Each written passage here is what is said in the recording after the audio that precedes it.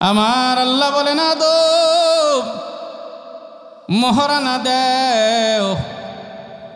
আদম পয়গম্বর বলেন মালিক মহারানা আমি কি দিয়া দিব, আমার কাছে তো টাকা নাই। আমার আল্লাহ বলেন ও আদম আমার দুস্ত,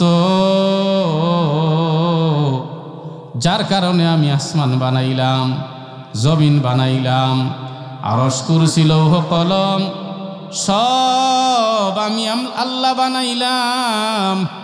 আদম রে, আমার বন্ধু মুহাম্মাদুর রাসূলুল্লাহ সাল্লাল্লাহু আলাইহি ওয়াসাল্লামের উপরে 3 বার দুরূদ শরীফ পড়ো, মহারানা আদায় হয়ে যাবে। নবীর উপরে 3 বার দুরূদ পড়ো। সেই নবীর উম্মত হইলাম, যদি নবীর কথা মতো চলতে না পারি, মুখ দিয়া যদি বলি নবীর উম্মত নবীর উম্মত, কবরে গিয়া দরা খাওয়া লাগবো নি? কথা অন্য লাগতো না? আমল ছাড়া হইব? আমল ছাড়া হবে না। আমার আল্লাহ বলেন কুল্লু নাফসিম বিমা কাসাবাত রাহিনা। খুতবার মাঝে আমি যে আয়াত তিলাওয়াত করছিলাম, কুল্লু নাফসিম বিমা কাসাবাত রাহিনা, আমার আল্লাহ বলেন প্রত্যেক প্রাণী তার কর্মের জন্য দায়ী। কথা কোন ঠিক না? প্রত্যেক প্রাণী তার কর্মের জন্য দায়ী, ইল্লা আসহাবাল ইয়ামিন, কিন্তু ডানপন্থীরা দায়ী না। ডানপন্থী কারা? যারা আল্লাহকে মানে, নবী মানে, জান্নাত মানে, জাহান্নাম মানে, ফেরেশতা মানে, আসমানি কিতাব মানে, তকদির মানে, পরকাল হবে, সব মানে, নেক আমল করে, ওরা ডানপন্থী। ওরা কি পন্থী? ডানপন্থীদের জন্য ওরা কর্মের জন্য দায়ী নয়। ওরা কোথায় থাকবে? আমার আল্লাহ বলেন ফি জান্নাত, ওরা থাকবে জান্নাতে। জুড়ে বলুন সুবহানাল্লাহ। ডানপন্থীরা থাকবে জান্নাতে।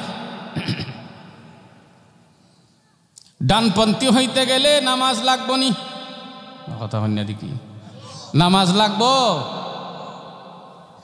ইয়াতাসাআলুনা আনিল মুজরিমিন, জান্নাতীরা জাহান্নামীদেরকে প্রশ্ন করবে, ও জাহান্নামীরা তোমরা জাহান্নামে আইছো কেন? জাহান্নামীরা জবাব দিবে, তারা বলবে মা সালাকাকুম ফি সাকার, তোমরা জাহান্নামে আসলা কেন?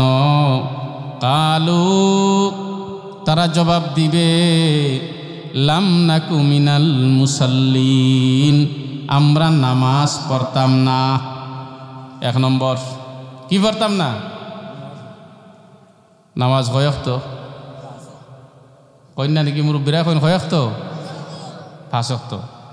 আর বছরে ঈদ কয়টা? আর একটা আছে জুমা, আর একটা আছে জুমা। জুমা হইল শ্রেষ্ঠ, জুমা হইল শ্রেষ্ঠ। 5 ওয়াক্তের নামাজ, তার মর্যাদা কত বেশি তাকায়া দেখেন। পয়গম্বরে আরবি সাল্লাল্লাহু আলাইহি ওয়াসাল্লাম বলেন বুনিয়াল ইসলামু আলা 5, শাহাদাতি আল্লাহ ইলাহা ইল্লাল্লাহ ওয়া আন্না মুহাম্মাদান আবদুহু ওয়া রাসূলুহু। 1 নম্বরে হইল ঈমান, 2 নম্বরে হইল ওয়া ইকামিস সালাতি, নামাজ কায়েম করবে। ইসলামের পঞ্চবেনার মাঝে 1 নম্বরে হইল ঈমান, 2 নম্বরে হইল নামাজ। ও মুসলমান ইমানদার, ঈমানের পরেই হইল নামাজের মর্যাদা। সুতরাং মানুষ মুসলমান হওয়ার পরে, ঈমান আনার পরে যদি নামাজ না পড়ে, তার মতো কপাল পুরার কেউ নাই। কথা হন ঠিক না? এই ফরজ নামাজ পড়তে রাজি হয় না মানুষ। আচ্ছা, ফরজ নামাজ যদি মানুষে পড়তো তাহলে আপনাদের এই মসজিদে ফজরের সময় কয়েক কাতার হইতো না? মা কথা হয় না দেখি। এইগুলা তো মানুষ বন্ডের কাছে দৌড়ায়, বন্ডর কাছে দৌড়ায়। বন্ড আছে না এই সমাজও?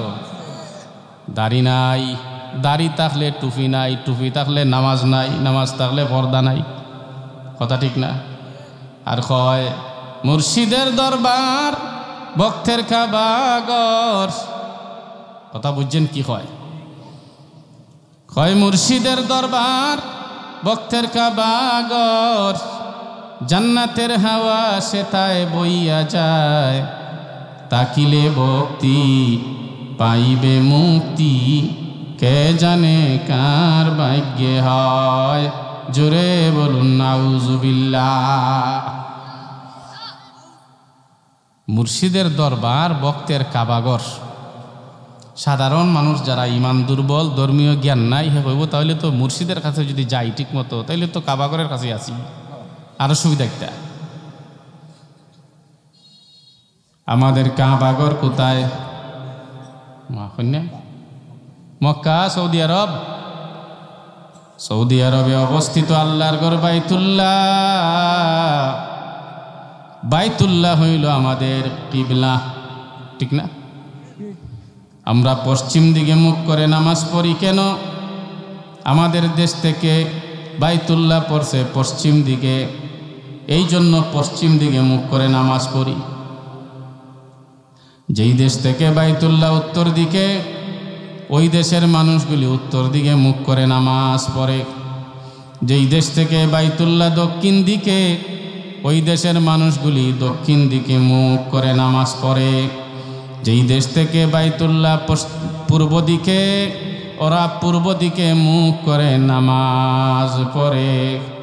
ও মুসলমান ইমানদার, পয়গম্বরে আরবি বলেন, ওরে আমার উম্মত, কেউ যদি বাইতুল্লাহতে যাইয়া এক রাকাত নামাজ পড়ে, সঙ্গে সঙ্গে তার আমলনামায় 1,00,000 রাকাত নামাজের নেকি লেখা হয়ে যাবে। বন্ডের দরবারে গিয়া পড়লে 2 রাকাত হইব নি? ও মুসলমান ইমানদার, আর একটা টুপিওয়ালা আছে, এইভাবে ওয়াজের মাঝেই কয়, মাথার মাঝে আবার বড় পাগড়িও আছে, কয় কেরামান কাতিবিন রুজহাসরের দিন। কিতা হয় বুঝছেন? কয় কেরামান কাতিবিন রুজহাসরের দিন, আল্লাহর দরবারে যদি করে অভিযোগ, আমি বলবো দুনিয়ায় ছিলাম ল্যাংটা বাবার লোক। নাউজুবিল্লাহ কইতাই না? আচ্ছা, আল্লাহর কাছে গিয়ে এই কথা কইবার টাইম আছে যে আমি বলবো দুনিয়ায় ছিলাম ল্যাংটা বাবার লোক? কিতা এখানে কি হৌর বাড়িতে গেছে না? কিতা যে হে রে জিগাইলে হে কইব যে আমি ছিলাম দুনিয়ায় ছিলাম ল্যাংটা বাবার লোক? ও মুসলমান ইমানদার, হাসরের ময়দানের অবস্থা ভয়ানক হবে। সেখানে নেক আমল ছাড়া কোনো উপায় থাকবে না। মাথার আধাত উপরে আসবে সূর্য, গরমে অবস্থা হবে খারাপ। নফসি নফসি করবে মানুষগুলি, নফসি নফসি করবে। নবীগণ পর্যন্ত নফসি নফসি করবেন। একমাত্র আপনার আমার নবী উম্মতি উম্মতি বলবেন। আওয়াজ দিয়া বলুন সুবহানাল্লাহ। এই তোরা 2জন উভয় এখানে গফর মানে রে, তোরা তো আকল নাই রে। তোরা আকল যদি থাকতো তাহলে হুজুরে নে ওয়াজ করে আমরা ওয়া গফ করি, এটা একটা কথা হইল।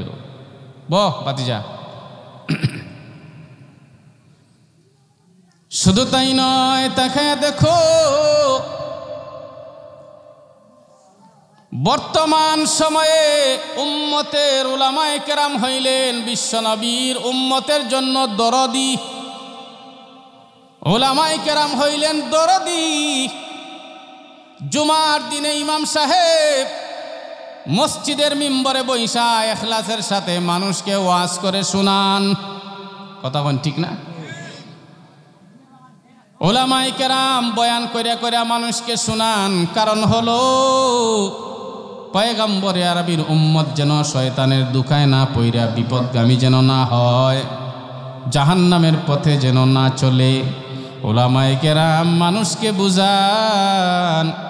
আর বাংলাদেশের মাঝে আরেকটা শ্রেণী আছে যারা হইল শয়তানের দালাল, শয়তানের কথা অনুযায়ী চলে, সাধারণ ইমানদার মুসলমানদেরকে বেঈমান বানাইবার জন্য মুখরোচক গান গায় আর মানুষকে শোনায়। হয় আমার মরণকালে দুলবাসী বাজাইও দরবারি বায়ো, নাউজুবিল্লাহ হইতায় না? হইছে কথাটা হইছে। আচ্ছা, মরণকালে ডুলবাসী বাজায়, মুতল্লি সাহেব যে মুরব্বী মানুষ, পুরান মানুষ, জীবনে দেখছেন ডুলবাসী বাজাইতে মরণের সময়? মরণের সময় ডুলবাসী বলে বাজাইতো, চিন্তা করেন চাই কিতা হয়। আমার মরণকালে ডুলবাসী বাজাইও, জুড়ে বলুন নাউজুবিল্লাহ। শুধু তাই না, সামনের কথা কি কয় শুনেন, এটা আরো মারাত্মক। ডাকাইতে কয় কি শুনুন, কয় কলেমা কালাম বাই কোনো কিছুর দরকার নাই। নাউজুবিল্লাহ। কলেমা তো আমরা যে কালেমা পড়ি, এই কালেমা, আর কালাম হইল আল্লাহর কোরআন। আল্লাহর কোরআন। মরণের সময় কোরআনও লাগতো না, কলেমাও লাগতো না, লাগতো কিতা? কলেমা কালাম বাই কোনো কিছুর দরকার নাই, আমার গাউস পাকের গুণ গীতি গাইও দরবারি বায়ো। আমি কই এমন কথা যে হয়, তারে রাস্তাঘাটে জুতা দিবাইরাইও। আরো জোরে বলেন ঠিক কিনা?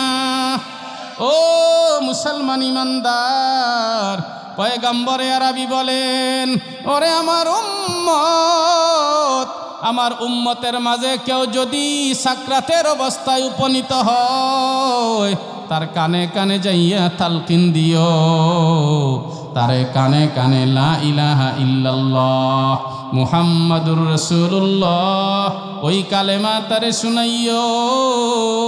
তোমার জবান থেকে শুনে শুনে আল্লাহর বান্দা, পয়গম্বরে আরবি বলেন, আল্লাহর বান্দা আমার উম্মত কালেমা পড়িয়া নিবে। শুধু তাই নয়, তাকায়া দেখো, পয়গম্বরে আরবি বলেন, আলাদা একটা বিছানার মাঝে বইসা সূরা ইয়াসিন পড়তে থাকো। এই দেহের রুহু হইল এই দেহের চালক, কথা ঠিক না? রুহু হইল এই দেহের চালক, ঠিক তেমনি ভাবে কোরআনুল কারীমের রুহু বা দিল হইল সূরা ইয়াসিন। পয়গম্বরে আরবি বলেন, ইয়াসিন যদি কাছে বইসা তিলাওয়াত করা হয়, ইয়াসিনের বরকতে আমার আল্লাহ তার দেহের ভিতর থেকে আরাম দিয়া, শান্তি দিয়া রুহুটা এমনভাবে বের করা হয়, একজন মা যেইভাবে তার সন্তানকে বুকের মাঝে লইয়া দুধ পান করান, মায়ের কষ্ট হয় না, সন্তানেরও কষ্ট হয় না। সন্তান কুলের মাঝে তাকিয়ে আরাম মতো দুধ টানতে টানতে মায়ের কুলের মাঝে ঘুমাইয়া যায়, ঠিক তেমনি ভাবে ইয়াসিন যদি তার সামনে, তার কাছে আলাদা বিছানায় বৈশা যদি তিলাওয়াত করা হয়, ইয়াসিনের বরকতে আমার আল্লাহ তার দেহের ভিতর থেকে আরাম দিয়া, শান্তি দিয়া রুহটা বের করে নেন, আর আল্লাহর বান্দা শিশু বাচ্চার মতো বিছানায় ঘুমাইয়া থাকে। নবী উম্মতের জন্য কত দরদি, আর শয়তানেরা ওরা নবীর উম্মতকে বেঈমান বানাইয়া কবরে নেওয়ার জন্য একেবারে সংঘবদ্ধভাবে কাজ করতেছে। এরা নবীর পক্ষে না নবীর দুশ্মন? কথা বলেন, এরা নবীর পক্ষে না দুশ্মন? নবীর দুশ্মনদের সাথে আমরা নাই, কথা বলেন ঠিক না? আমরা দুশ্মনের সাথে নাই, আমরা নবীর বন্ধুর পক্ষে আছি, ঠিক না কথা? আরেক মোল্লা হয় ফানি গড় গড়াইয়া ফরতাছে, বাবায় আমায় ডাকতাছে, তাতে হচ্ছে কি থাকো হয় মোল্লায় কয়, মোল্লার মাথার ভাগরিও আছে, বিশাল বড় ভাগরি, ওয়াজ গিয়া হয়, ওয়াজও গিয়া কয় পানি বলে গড় করে বাপে রাস্তা আছে পানি খাইতো গিয়া পানি কেমনি দিব আল্লাহ জানে। এই যে কথা আল্লাহ। ও মুসলমান ইমানদার, জাহান্নামীরা বলবে লাম নাকু মিনাল মুসাল্লিন, আমরা নামাজি ছিলাম না। বলেন দেখি নামাজ ছাড়া কেউ আল্লাহর প্রিয় বান্দা হইতে পারবেনি? কথা বলে পারবেনি? শরীয়ত, তরিকত, হকিকত, মারিফত বন্ডরাই তো বেশি কয় আলেম ওলামারা এগুলা এত বুঝে না। তরিকা তো 60টা হেরা কয় তরিকা 60টা, এই 4 তরিকা তো আমরাও জানি, আমরাও তো বুঝি। এখন প্রথমে হইল শরীয়ত, এরপরে তরিকত, এরপরে হকিকত, এরপরে মারিফত। কথাটা বুঝছেন? শরীয়ত শিন রা আইন ইয়া আইন তা। হুজুর কিন্তু জানেন কয়টা হরফ হয়েছে? গণ্যেন? শিন রা ইয়া আইন তা। কয়টা? 5টা। এরপর হইল হকিকত, হা কাফ ইয়া কাফ তা। হরফ কয়টা? ভালো করে বুঝছেন? এরপর হইল তরিকত, তা রা ইয়া কাফ তা। তরিকত কয়টা হয়েছে? মারিফত, মিম আইন মা, মিম আইন রা ফা তা। কয়টা? 20টা হয়েছে। 5টা 20টা। এইখানে কয়টা হয়েছে?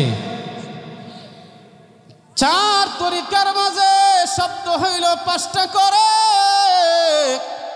ও মুসলমান ইমানদার, ইসলামের পঞ্চবেনার মাঝে 2 নম্বর বেনা হলো, বৃত্তি হলো নামাজ। নামাজ মুসলমানের উপরে 5 ওয়াক্তের ফরজ। এই 5 ওয়াক্তের নামাজ ছাড়া শরীয়ত পাইবা না, হকিকত পাইবা না, তরিকত পাইবা না, মারিফত পাইবা না। 5 ওয়াক্তের নামাজ যদি গলার মালা বানাইতে পারো, এই 4টা তরিকার নূর আর বরকত আমার আল্লাহ তার মাঝে দিয়া দিবে। এই কেন মাতাচ্ছেন রে? এই বাতিজা, মার খাসত পালিছত না নি? মাতিস না? যাই হোক, এর মায় শুনলে কব দেখো আমার পরেও জুড়ে কয় পেটির পরে কইছি, পেটি জানেননি, একটু তো জানে না। যাই হোক, এখন নামাজ লাগবো নি। নামাজ ছাড়া উপায় নাই, নামাজ ছাড়া ভাগ্য পরিবর্তন করতে পারবা না। ও মুসলমান ইমানদার, ভালো করে বুঝছেন, মানুষের এই দেহের ভিতরে এই কপাল হইল ভাগ্যের প্রতীক, না কইল সম্মানের প্রতীক। কথা বুঝছেন? মজা পাইবেন। সুরের দিকে লক্ষ্য কইরেন না। কথার যদি মজা পাইতে চান তাহলে বুঝার চেষ্টা কইরেন। এই দেহের মাঝে সবচেয়ে সুন্দর হইল মানুষের মুখমণ্ডল। কথা কোন ঠিক না? মুখমণ্ডল হইল সবচেয়ে সুন্দর। একটা মানুষের চেহারা একেবারে এত সুন্দর, গায়ের রং ফর্সা, বডিও ফিটফর, হাতের আঙ্গুলও ঠিক আছে, পা ঠিক আছে, মাথা ঠিক আছে, সব আছে। চোখ একটা ছোটো আর একটা বোল্ডারের মতো, খুব সুন্দর লাগবো। নাকের ছিদ্র একটা বন্ধ আর একটা হইল এই যে সুরমা নদীর সমান বড় হইব। গাল একটা ছোটো আর একটা হইল গিয়া বদনাশার মতো। কথা বুঝছেন না? তাইলে সুন্দর লাগবো।